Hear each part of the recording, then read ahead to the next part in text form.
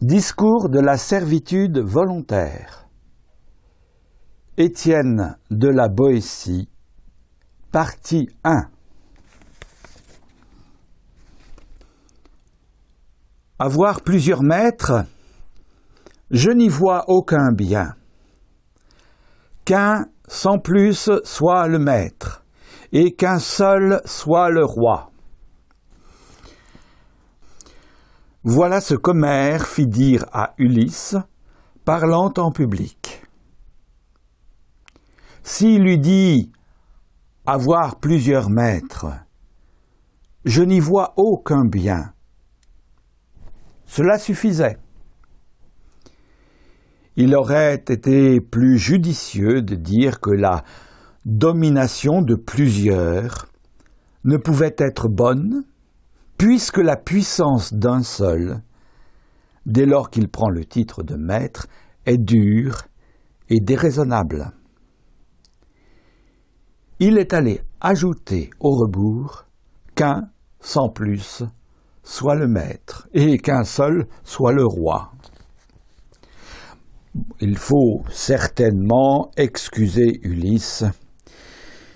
Il est possible qu'il eût besoin d'utiliser ce langage pour apaiser la révolte de l'armée, conformant son discours à la circonstance plus qu'à la vérité.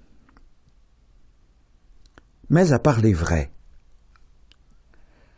c'est un extrême malheur d'être assujetti à un maître dont on ne peut jamais s'assurer qu'il soit bon, puisqu'il est toujours en son pouvoir d'être mauvais selon sa volonté. Avoir plusieurs maîtres, autant qu'on en a, c'est l'assurance d'être très malheureux autant de fois. Je ne veux pas débattre ici de la question fort houleuse, à savoir si les autres formes de république sont meilleures que la monarchie.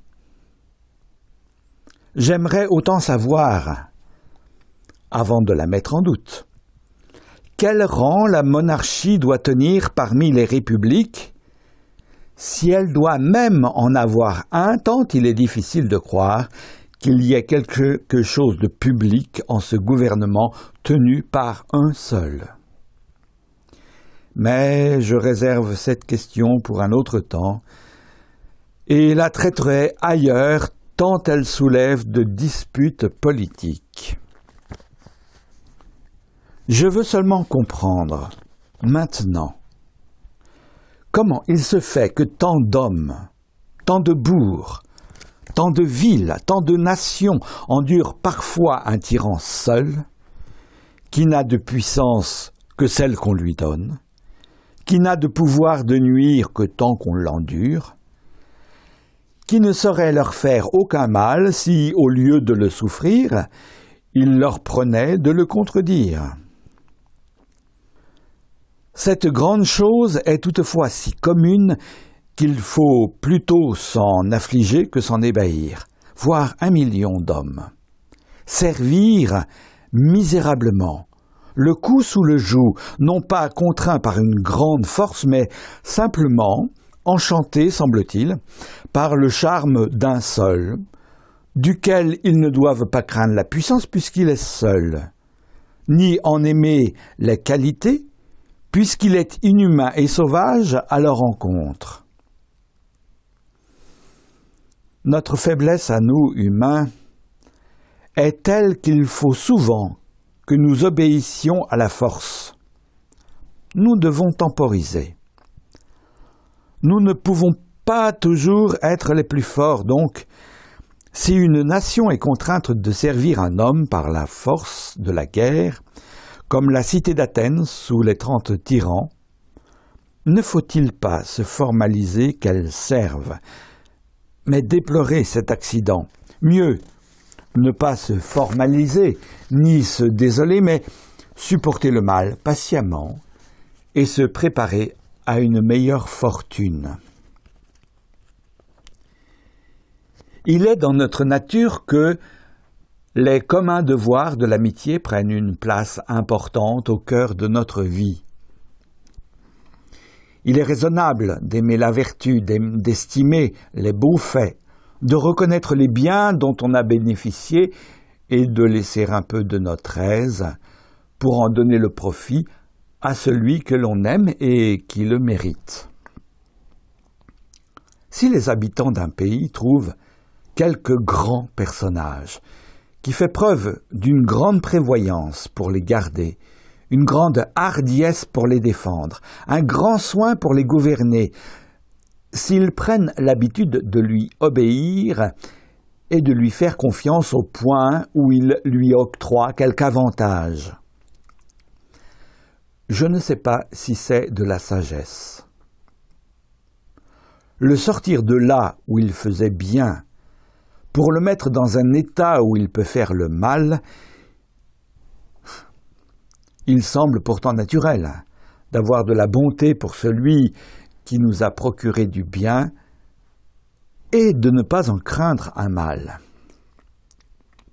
Mais, ô grand Dieu, qu'est-ce cela?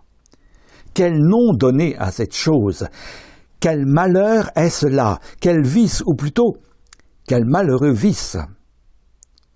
Voir un nombre infini de personnes non pas obéir, mais servir, non pas être gouverné, mais tyrannisé, n'ayant ni bien, ni parents, ni femmes, ni enfants, ni leur vie même qui soit à eux. Souffrir les pilleries, les paillardises, les cruautés, non pas d'une armée, non pas d'un camp barbare contre lequel il faut défendre son sang et sa vie, mais d'un seul, non pas d'un Hercule, ni d'un Samson, mais d'un seul homme laid, souvent le plus lâche et le plus efféminé de la nation, ignorant la poudre des batailles et le sable des tournois, bien plus incapable de commander aux hommes que de servir vilement à la moindre femmelette. Appellerons-nous ça lâcheté? Dirons-nous que ceux qui le servent sont couards et vils? Si deux, si trois, si quatre même, ne se défendent d'un seul, cela est étrange mais toutefois possible. On pourra alors dire de bon droit que c'est faute de cœur. Mais 600, 6000 endurent les sévices d'un seul. Ne dira-t-on pas qu'ils ne veulent point ou n'osent pas s'en prendre à lui et que ce n'est pas de la couardise mais plutôt du mépris ou du dédain? Si l'on voit non pas 100, non pas 1000 hommes, mais 100 pays, 1000 villes, 1 million d'hommes, ne pas assaillir un seul, duquel le mieux traité de tous n'en reçoit que servitude et esclavage. Comment pourrons-nous nommer cela? Est-ce lâcheté?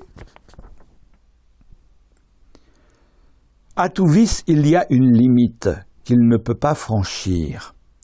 2 peuvent craindre 1 et possiblement 10, mais 1000, 1 million, 1000 villes, si elles ne se défendent pas d'un seul. Cela n'est pas couardise. Elle ne va point jusque-là non plus que la vaillance ne demande pas qu'un seul escalade une forteresse, assaille une armée, conquiert un royaume.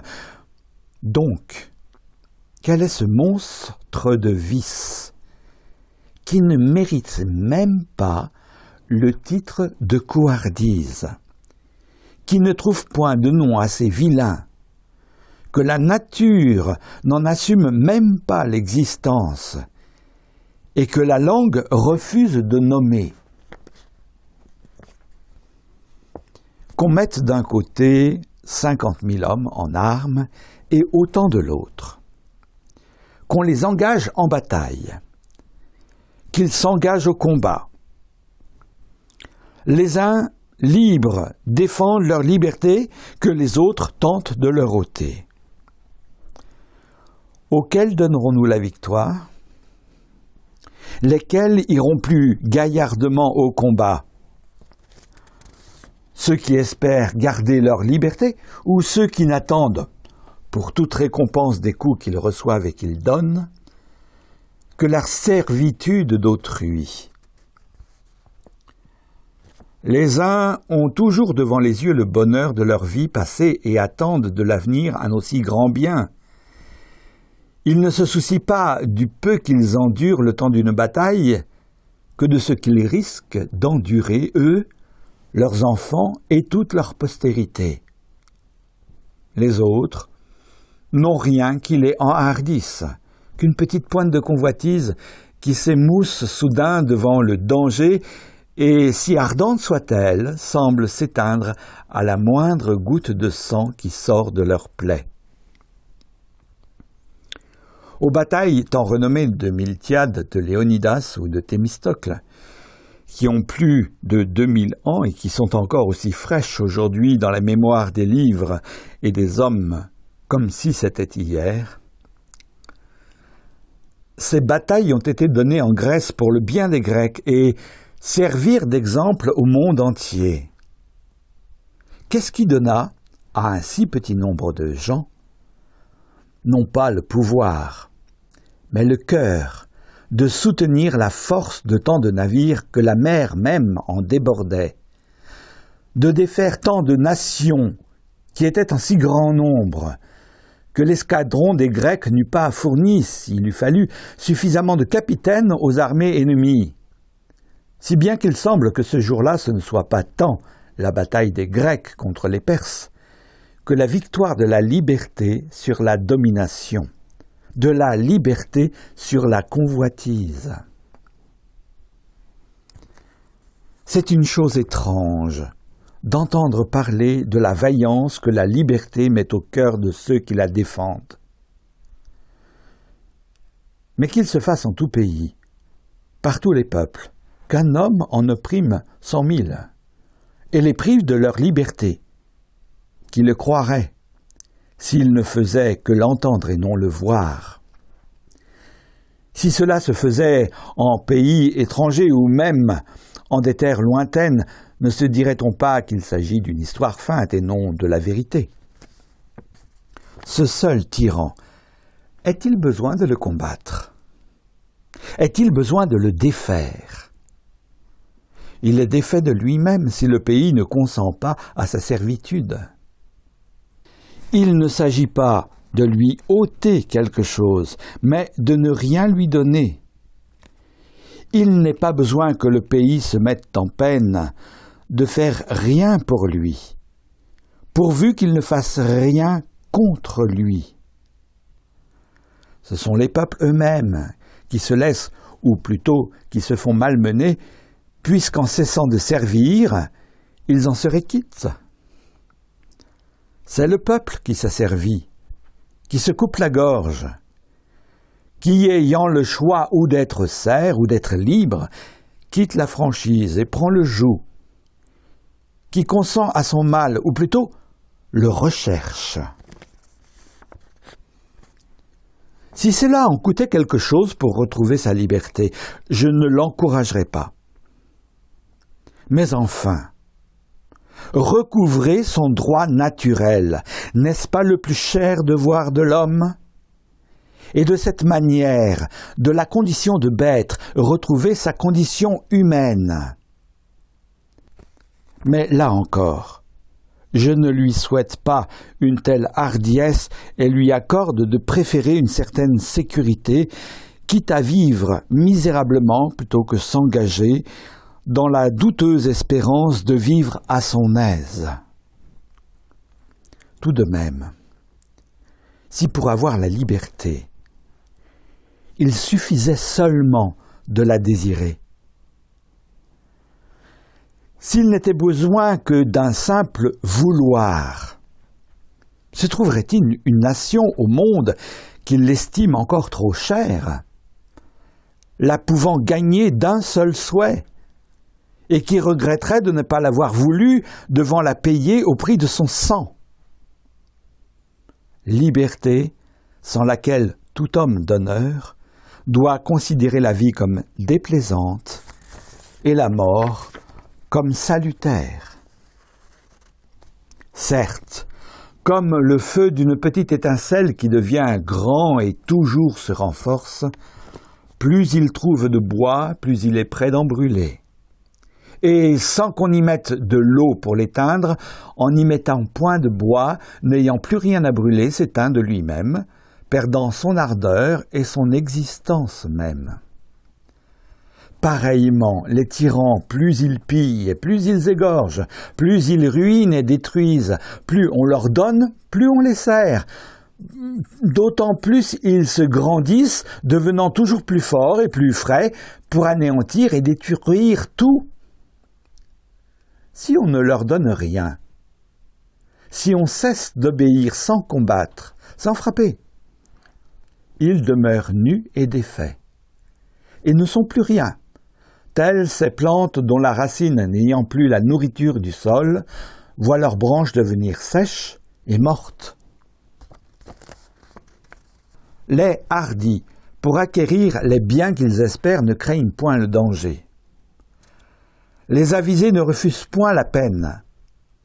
En revanche, les lâches et les engourdis ne savent ni endurer la peine, ni s'emparer d'un bien. Ils s'arrêtent de le souhaiter, et la vertu d'y prétendre leur est ôtée par leur lâcheté. Cependant, le désir d'avoir demeure par nature. Ce désir, cette volonté est commune aux sages et aux étourdis, aux courageux et aux couards. Souhaiter toute chose qui, étant acquise, les rendrait heureux et contents, il est cependant une chose pour laquelle les hommes semblent naturellement dépourvus de désir, c'est la liberté, qui est cependant un bien si grand et si plaisant qu'une fois perdu, les autres maux se précipitent, nombreux, et tous les autres biens qui restent perdent leur goût et leur saveur, corrompus par la servitude. La liberté, les hommes ne semblent point la désirer parce que son acquisition paraît trop aisée. Pauvres et misérables peuples insensés, nations opiniâtres en votre mal et aveugles en votre bien, vous laissez filer sous votre nez le plus beau et le plus clair de vos revenus, piller vos champs, voler vos maisons, les voir dépouillés de tous les meubles anciens de votre famille. Vous vivez de telle sorte que rien ne vous appartient. Il semblerait que ce soit un grand malheur de vous voir détenir vos biens, vos proches et vos vies. Et tout ce dégât, ce malheur, cette ruine, vous vient non pas des ennemis, mais de celui que vous avez fait si grand, pour lequel vous allez si courageusement à la guerre, pour la grandeur duquel vous ne refusez pas de courir à la mort. Celui qui a tant d'emprise sur vous n'a que 2 yeux, 2 mains, un corps, et n'a pas plus de choses que la multitude des hommes qui peuplent vos villes, sinon la possibilité que vous lui offrez de vous détruire. D'où a-t-il trouvé tant Dieu qui vous épie, si ce n'est ceux que vous lui donnez? Comment a-t-il tant de mains pour vous frapper, si ce ne sont les vôtres? Ces pieds dont il foule vos cités, où les a-t-il trouvés, s'ils ne sont pas à vous? Comment oserait-il vous attaquer s'il n'était pas d'intelligence avec vous? Que pourrait-il vous faire si vous n'étiez pas le receleur du larron qui vous pille, complice du meurtrier qui vous tue et traître à vous-même? Vous ensemencez vos champs afin qu'ils les piétinent. Vous meublez et emplissez vos maisons afin qu'ils puissent mieux les piller. Vous nourrissez vos filles pour mieux assouvir sa luxure. Vous élevez vos enfants afin qu'ils en fassent au mieux de bons soldats pour la guerre, qui les conduisent à la boucherie, en fassent les ministres de ses convoitises et les exécuteurs de ses vengeances. Vous rompez à la peine vos personnes pour qu'ils puissent se mignarder dans ses délices et se vautrer dans ses sales et vilains plaisirs.